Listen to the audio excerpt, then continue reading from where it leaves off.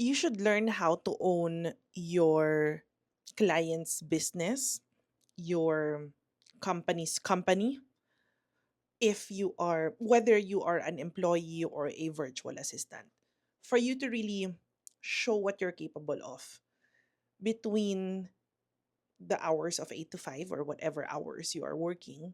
You have to make sure that you treat the company that you're working at, you treat the business that your client has as your own. Kasi if not, hindi ka magiging passionate sa trabaho mo. It's just going to be, routine. Trabaho lang to na ginagawa mo on a daily basis.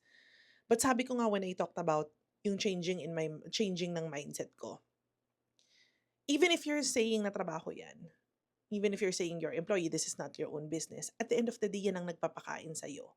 Yan ang nagpapakain sa pamilya mo. Yan ang bumubuhay sa family mo. This is what fuels your lifestyle.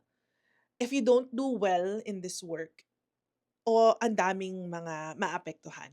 Hindi lang ikaw, pag nawala yung business kung saan ka nagtatrabaho, pag nasira yung kumpanya because not everyone is doing good, then lahat kayo pare-pareho mawawalan ng trabaho, di ba?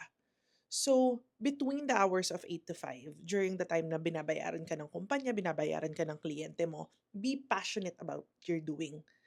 Treat it as if it's your own. And then when you log out, have fun. 'Di ba? Gastusin mo yung binayad sa'yo, ng kumpanya, 'di ba? Treat yourself, treat your family, kasi you worked hard for it. You know that this is something na ano, binuhos ko lahat. I gave everything from 8 to 5. So I definitely deserve this break. I deserve this pay.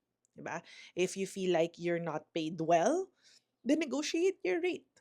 'Di ba? Ganun lang yun. But you have to make sure that in whatever you do, you have to be passionate about it.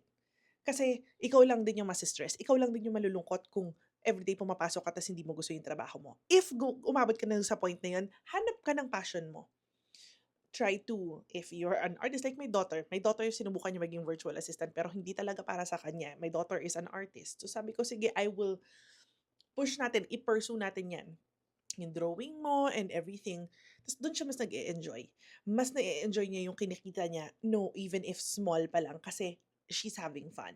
So, gano'n din kayo. Always find what you are happy about and just be passionate about it. So, if you want to learn more about work, freelancing, how to be productive, follow me and you can also join my community. Link is in the bio.